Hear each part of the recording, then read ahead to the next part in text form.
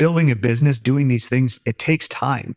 There's no button you can press to accelerate your ability to be better at managing people through circumstances that you've never experienced. You can't do it until you go through it. And so I think just giving yourself grace, going through those experiences is the greatest teacher you can possibly have. This is your time.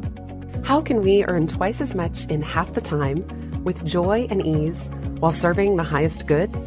That is our guiding question here at the Free Time Cafe, your home for heart-based business. I'm your host, Jenny Blake. Join me for conversations with authors, friends, and fellow business owners as we explore ways to free your mind, time, and team to do your best work. Now, on to today's show. Happy New Year, free timers. I am so excited to kick off this month, this year with a very special guest today, Paul Schlader, who was introduced from a mutual friend, John O'Connor. John is on episode 353 of the Pivot podcast, talking about pain, purpose, and portals. And at the end of that conversation, John said, I'd love to connect you with my friend Paul. He's the co-founder of Birch Coffee. And I had one of those moments, as I usually do, where I about fell out of my chair because I cannot tell you, listeners, first of all, how much I love coffee. That goes without saying. But secondly, how many times Birch Coffee has come in clutch as I'm walking through the streets of New York, as I'm meeting a friend I haven't seen in a while, as the rain comes pouring down and I duck into a Birch Coffee. Doesn't matter which neighborhood, I always look for those yummy coconut macaroons.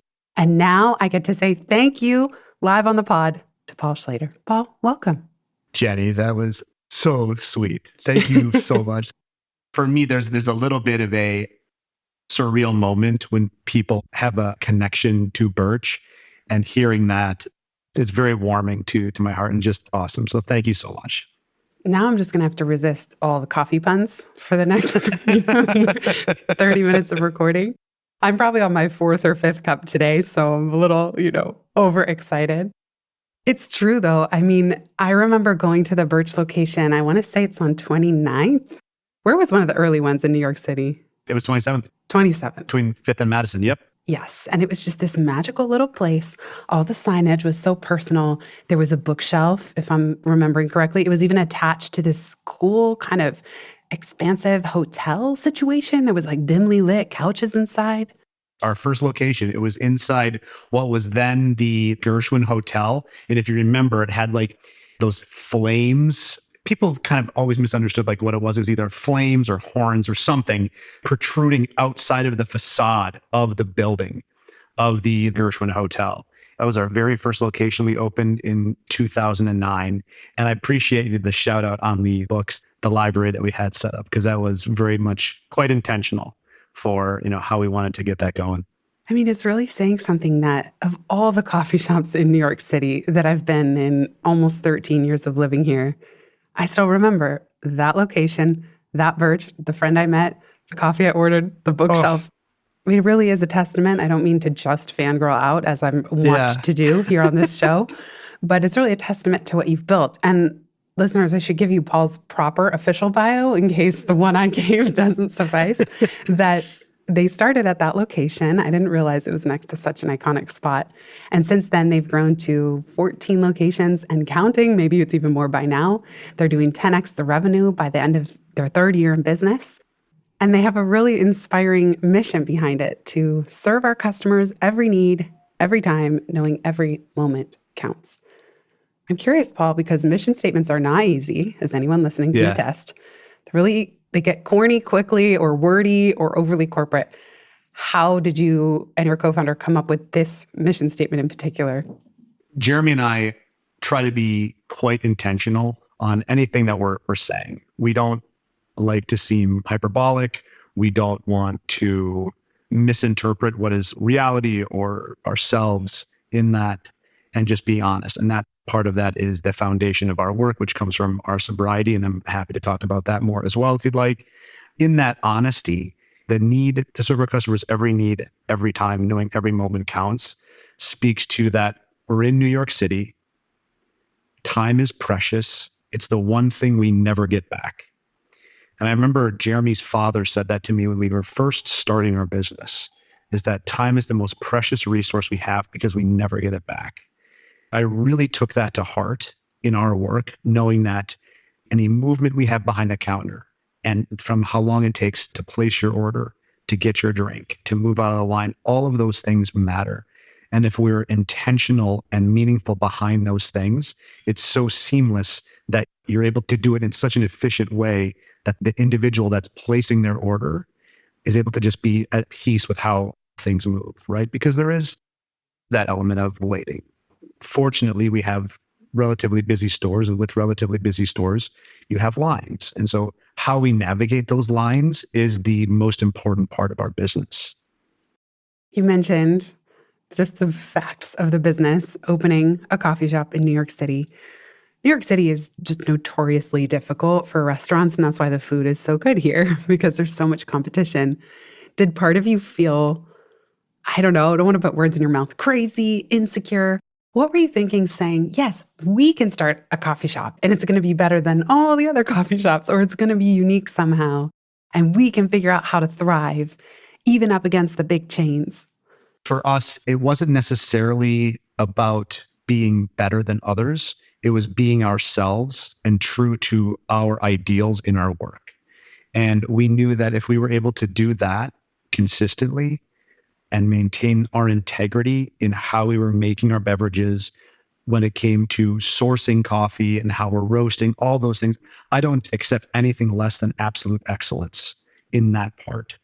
But with the people part, that's something that we knew we could separate ourselves in our industry by how kind we were, how we worked behind the counter with others. Jeremy and I are both extraordinarily hands-on in our business to this day, 14 years later, that we're still quite hands-on in our business. And with that, we believe we're adding a personal touch, sometimes literally, to what's going on in our stores, and always coming from a place of empathy, gratitude, and trying to do the best for our teams. When you say separate based on how kind you are, that's music to my ears. That's so in line with the values of heart-based business that we talk about here on the pod at Freetime headquarters. How do you search for team members who are kind by nature? And then how do you operationalize that in terms of the training? The individuals that we have running our employee success, our HR, they've worked with us for a long time. Because our team understands our core, our foundation, our values, and that the first thing that we're looking for in our team members is their kindness. Like, what is their kindness? That's the first thing that we're looking for. Before any hard skills, it's that number one soft skill, right? Like, is this individual going to be a kind person behind the counter when they're talking to 300 to 500 people a day? That is the number one thing we're looking for first. Everything else is secondary. Like, how would you even assess that? It's questioning, right? We don't get it right 100% of the time, but I believe we definitely get it right more often than not. If you look at our reviews, if you look at comments that people make about us, a lot of it has to do first with how kind our team is and how kind the individuals are at our stores. And I believe it's multifaceted, but one being how we're screening people coming in, the questions that we're asking. I won't get into like the specifics of the questions, but also we have the team members that we have doing those screenings have a good barometer of what we're looking for. And again, they're getting that right far more often than not. Can you share one favorite question? You don't have to give away the whole secret sauce. That's fair. Actually, I'll read one. What do you like most about working in the coffee industry? And what has drawn you to this industry? With a specific question like that, the individual has to talk about something positive. I'm leading them into speaking about something positive. And through their tone, what they're sharing with us, we have to then make an assessment of, is this person being truthful, honest, and open, or are they like just blowing smoke? And you interview enough people, like we have thousands upon thousands of people that we've interviewed over 14 years, and you build enough skill to understand that when people are genuine and when people are not. The reason I'm asking, thank you for sharing that question, is that I feel like kindness is the benchmark. It is the must-have, do not pass go for so many things. And I remember coming to this insight, must have been in my early 30s after sporadic dating misadventures in my 20s, and I declared to myself, first and foremost, the next person I date must be kind. And it became this like driving value. And even my husband, I met him walking down the street. He had these brown, sparkling eyes. But more than that, he was kind. I just knew he had a kind heart. And I joke that when we had a mouse problem when we first moved into our new place, he's Lebanese. So we would catch them in humane traps because he didn't want to kill them. And then he would serve them an almond with some peanut butter on it or some cheese before he would let them back out in the park. And like to this day. Oh my goodness. Yeah, one of my favorite stories about just this is a kind person. Like this is a person who is as kind to the mice that we don't want running around our house as he is to people. And nobody's perfect and no one's kind every single day, even when they're in a bad mood. But those examples that just show you somebody's heart. We're not monoliths, right? And I think that's the point, and that we have both of those things exist.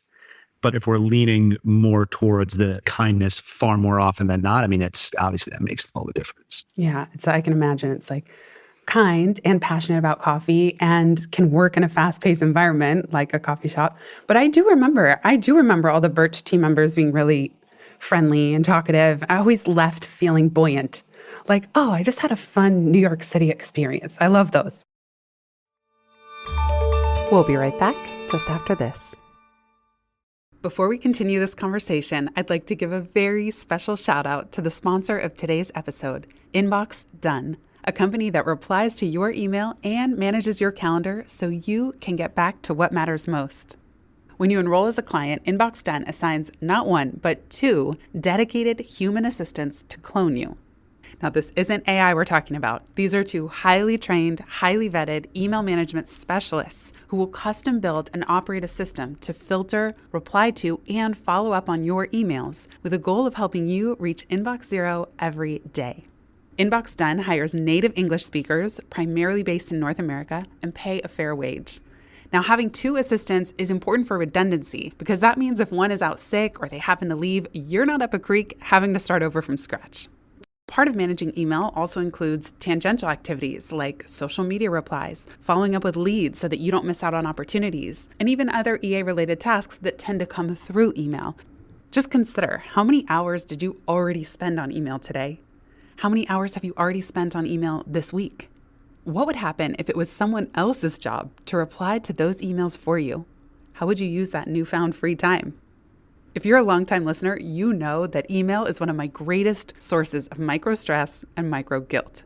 Delegating email is often one of the most challenging parts of the business to outsource because it is so complex and varied, and because having a warm personal touch is important to us heart-based business owners. Thankfully, the Inbox Done team is here to help.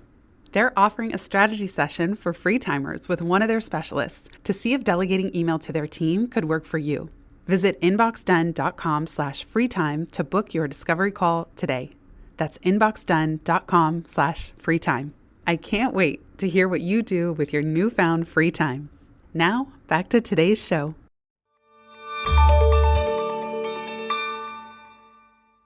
Where you have a random conversation. Before we hit record, you mentioned that you have about 40 full-time employees and that you still identify more with a small business owner than, like you just said, the big conglomerates.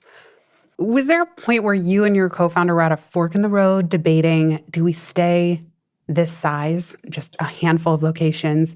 Now you're up to 14. How do you think about growth through the lens of being, the Goldilocks number, like not so big that it's obnoxious and bureaucratic, but then meeting the demand that you've so clearly generated in the systems you've already solved to create this great experience in more than one neighborhood?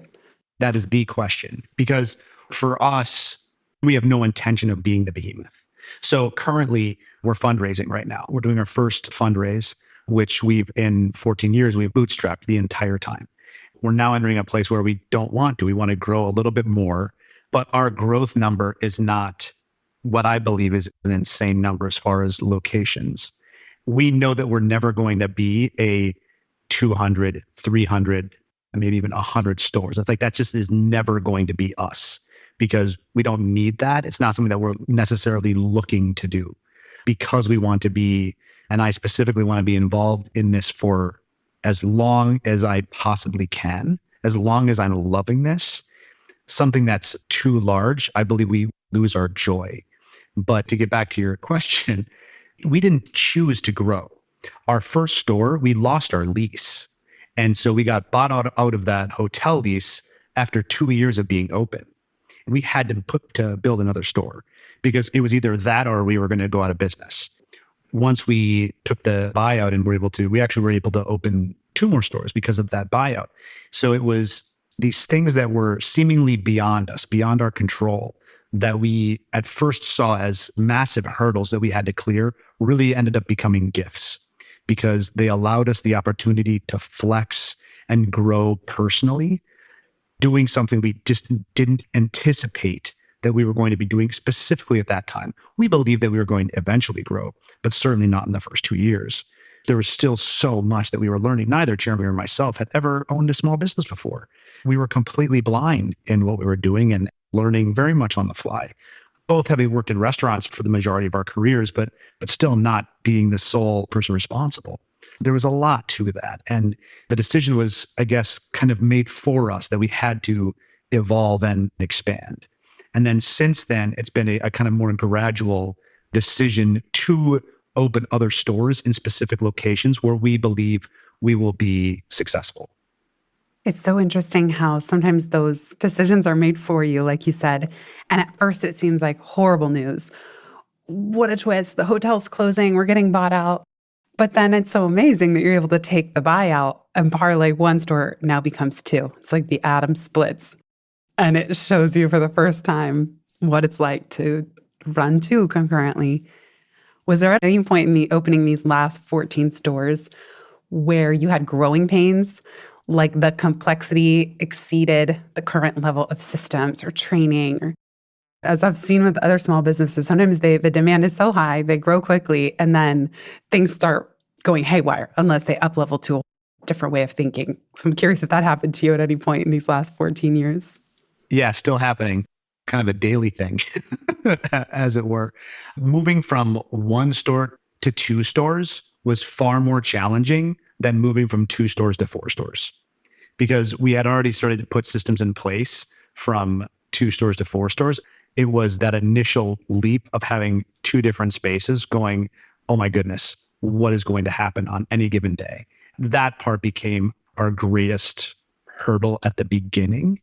And then passing maybe year 10, for us, it was making sure that all of our systems were written and tracked. So having everything on digital paper, as it were. And Jeremy talks about having everything memorialized. So we have everything memorialized for all of our SOPs and expectations of our business. Yes, I'm a big fan of that too. What was the paradigm shift that you had to make from going from 1 store to 2? How did you have to grow as an owner? The trust. There was a lot of trust involved in that because with 1 store, you can just be there. And with 2 stores, you certainly can't. And with 10 plus stores, it's impossible, right? Again, it's building the trust with the individuals that they are going to be as responsible as they're able with the business that they're being entrusted with. And I think that part of our leadership training is reflective of that. There's a lot of focus on owning. Like one of our core values is ownership. It's ownership up and down the chain of command, as it were, without really no one being above anyone else. We all do dishes. We all do the cleaning. We all do whatever is called upon us at any time in the business. And training that from the time you're a cashier to if you become a store manager is how we impart kind of that ownership with our team members. You mentioned that you and your co-founder had experience in the restaurant industry previous to this. What were you doing? What were both of you doing? Like, I'm just curious what your background was. Jeremy he did a lot of bartending. He'd been bartending for a long time. That he had a break and did mortgages in the real world 9 to 5. And he did that briefly. He was like, nope, not for me. Not 9 to 5, not interested. I worked as a server, bartender, restaurant manager. I've kind of run the game, all front of house, never back of house, just because of a lack of experience with it. Mm-hmm. So now, as you work on I call it the manager manual, but SOPs. Yeah. There's always a part of the training that's like we were talking about earlier, the soft skills. Yeah. I'm a big fan of Will Gujara. Haven't had him on the show yet, but the idea of unreasonable hospitality. Do you have other principles that you train your team members with to say, this is how we show up in a really unique and special way? You've shared some of it. I'm just wondering what has evolved over these last decade plus. Enthusiasm in our work. We take words that we believe that we can apply across all aspects of our jobs, right? So ownership, enthusiasm, excellence. Like these are things that sound overly lofty or unreasonable, but we believe everything is in the moment. And again, because of our foundations in our personal lives, how we've built things, everything is to the best of our ability. So excellence to the best of our ability. That may change from day to day, but that we're always striving to be the best of that, of whatever we are in that moment, right? And we don't have anything less than that expectation of anyone that's working with us. Now, I can't let this conversation go without a mention of the before time and the you know what striking in March of 2020. I wish I didn't even have to say pandemic. Yep. We're all still working through the fallout from that, although I hope Birch Coffee is now thriving again. Can you take us back to, say, April or earlier, your crucible moment of 2020, where I would imagine you were mid-expansion and all of a sudden the apocalypse hits, New York City shuts down, and you're running a retail business, a food-related retail business. I can't tell you how many coffee shops closed in my neighborhood over the last few years. I was devastated each time our favorite morning spot, and now another one bites the dust, and another, and another. The fact that you're still here, still standing to even be on this episode is itself a miracle. So I'm just wondering, like, take us to the moment, and then I'm so curious to talk through just how you made it through that time emotionally, functionally, organizationally. When it got very real for me, I believe is when we were given the shutdown order. And I had to have my entire salary team on a phone call and let them know that they're all being furloughed. It was the worst conversation I've ever had to have that I never want to do again, because I won't forget it. I will not forget what the individuals look like on the call, on the Zoom call, telling them that they were going to have to stop working. I could no longer pay them to work, and that we were going to be closing our stores and we don't know when we're going to be opening.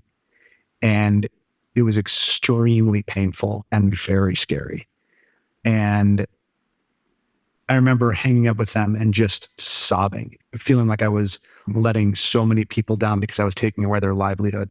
It was definitely a feeling of failure, though completely out of my control, right?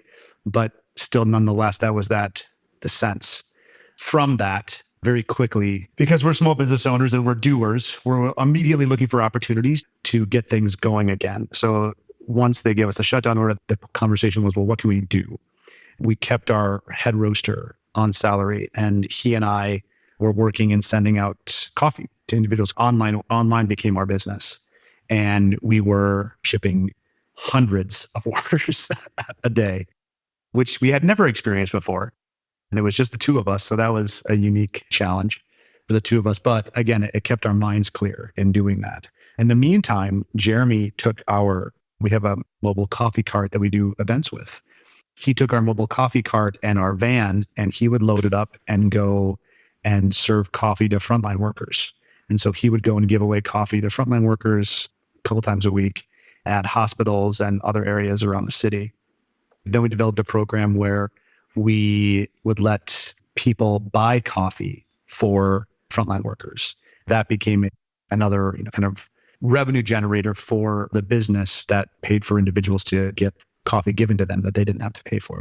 It was a really beautiful time of like coming together and seeing the city coming together.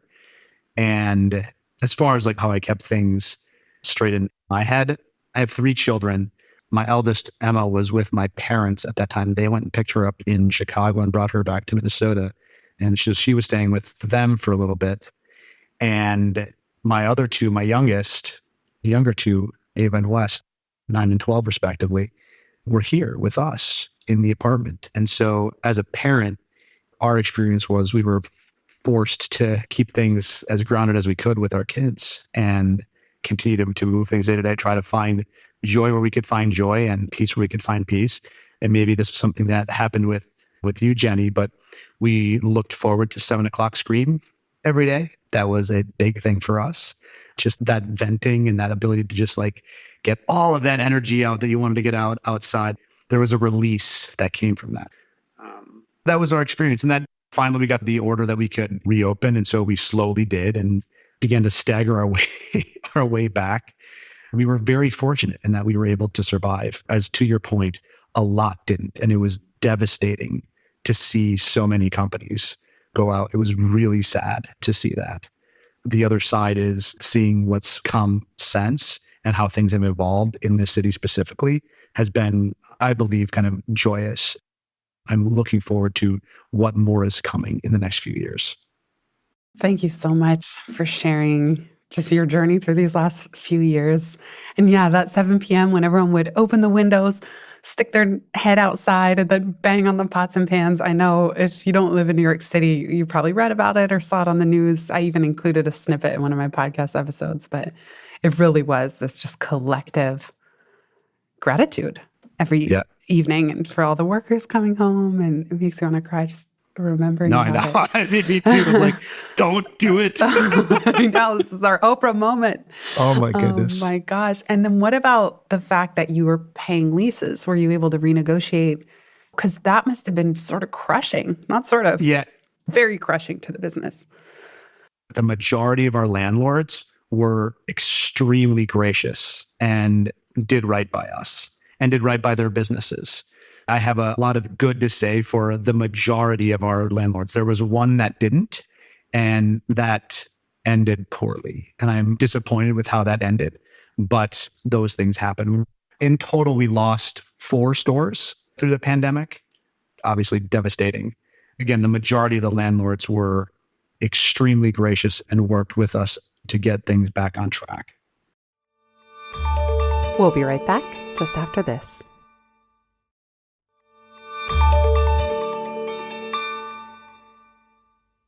I've always wondered about the margins on coffee shops because, again, being the aficionado that I am, I love a good coffee shop. I just love them, all of them, not the chains preferably. There's even a new one that opened in our neighborhood. And don't get me wrong, I am paying $7 for my oat lattes at most coffee shops in the city. So when people say online, buy me a latte, I'm like, how about a New York City latte that's $7+ $8 once you add the tip? Are you able to pay the New York City rents through food and beverage, or does it require the online part of your business as well, and then getting into the coffee grounds, manufacturing and shipping? And maybe you like doing all that as well. I'm just so curious, like the margins on a business like this, because it seems kind of tricky. It's food and beverage, right? So our margins aren't fantastic. Also because of the level of quality of coffee that we're buying. We're not buying commodity coffee. We're buying specialty grade coffee that is exceedingly more expensive than commodity coffee. With the exception of one store, all of our stores are profitable. They're all doing well. And specifically this last year, they've done much better. And so we believe it's because of the efficiencies that we have, again, behind the bar, how we're running our operations, that we're able to maintain the margins that we can. And the store that's not profitable, is that because it's in an expensive neighborhood or because it's in a less trafficked neighborhood, or neither? Multiple choice. I choose none. Yeah. It's more because it's just currently less traffic. We were ambitious. The way that we look at how we decide what zones to put our stores in, we're always looking for like mixed use, right? So like a mix of residential and commercial. This one leans just slightly more commercial. And because of so much working from home happening now, there's far less foot traffic in that area than we had anticipated. So that one is struggling solely because of that. That makes sense. Thank you for filling in my multiple choice. Yes, you are very welcome. Because that's true, that is still an issue facing the city today. It's just people aren't really returning to offices. At the time of this recording, we were just declared bankruptcy. And honestly, I was kind of watching the rise and fall of WeWork with a little bit of schadenfreude because I felt like, they just got so far over their skis and they're getting billions of dollars. And I was like really kind of annoyed at some of the business practices that I was watching. And then now that they're declaring bankruptcy, I actually feel sad. Like, don't go away or just restructure. Please figure it out. It actually is a solid resource. For a lot of people. Yeah. I genuinely do hope that companies like that figure it out, but it's hard right now. Yeah. And with investors that are so wary of putting anything into tech companies and things of that nature that don't have that multiplier, things that have like significant overhead like WeWork just are such high risk right now. Again, over years of work, what has transpired. I've heard people say, "Oh, what do you wish you knew when you were starting your business?" And in fact, there was some viral clip on YouTube where somebody asked the NVIDIA founder, I'm pretty sure they're one of the first $1 trillion companies or something.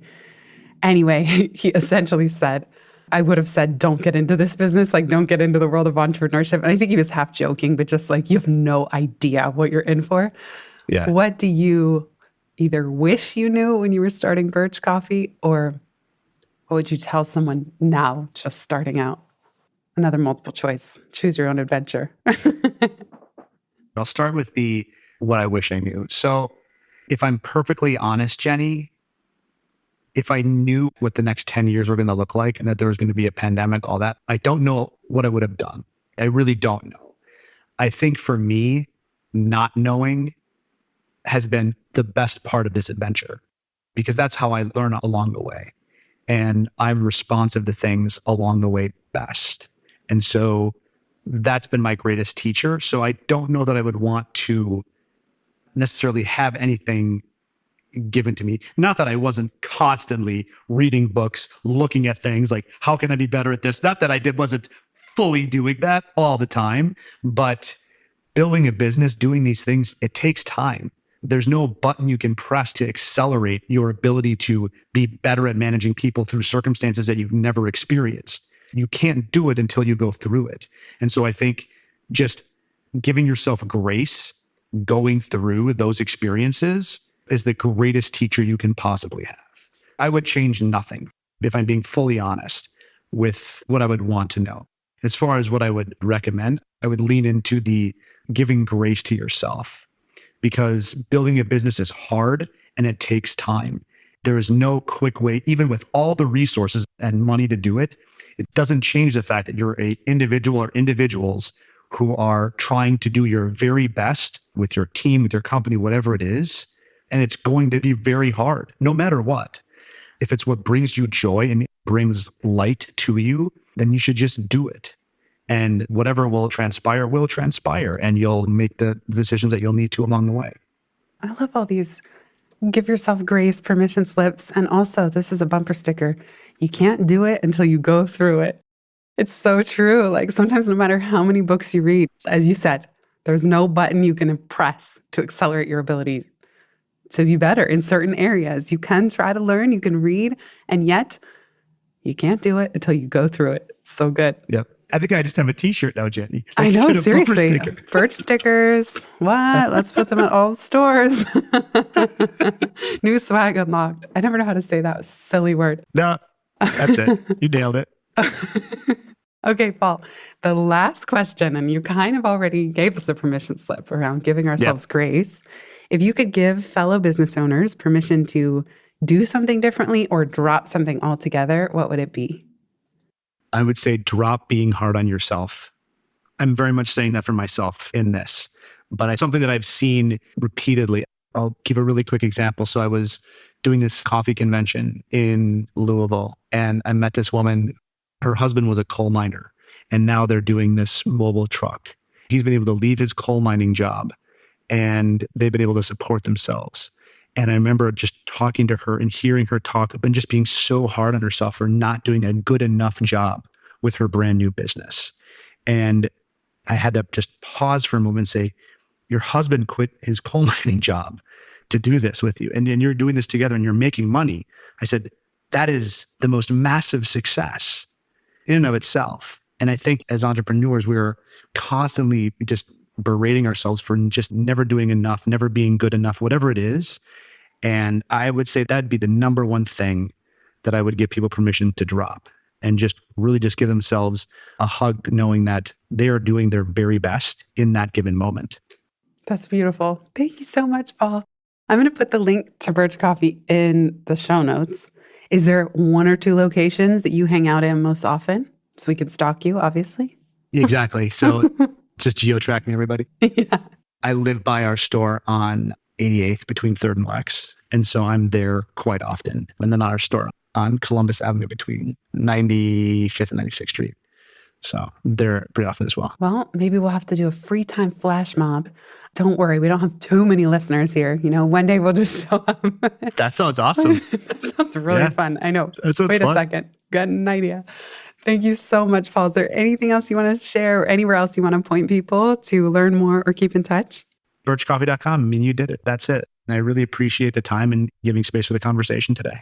If people want to order a bag, is there a certain blend that you love the most? I know it's asking you to pick among your children. It's funny that you say that. So I actually named our espresso after my first daughter, Emma.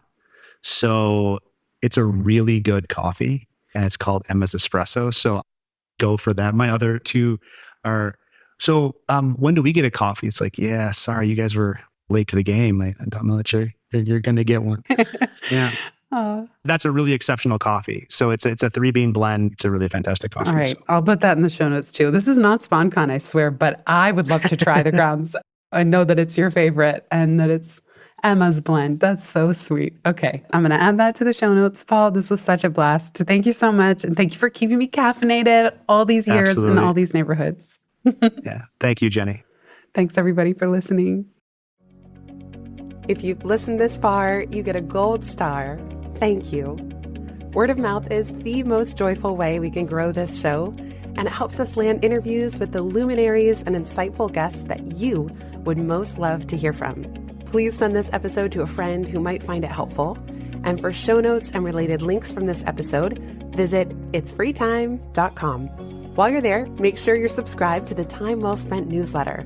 You'll get instant access to my tech toolkit, a continually updated list of all the software I use, along with the total monthly spend to run my business, where no one works full-time, even me. Visit itsfreetime.com/join. Remember, you are running the show. It's time for radical reimagining, and everything is up for grabs. Let it be easy, let it be fun, and build with love.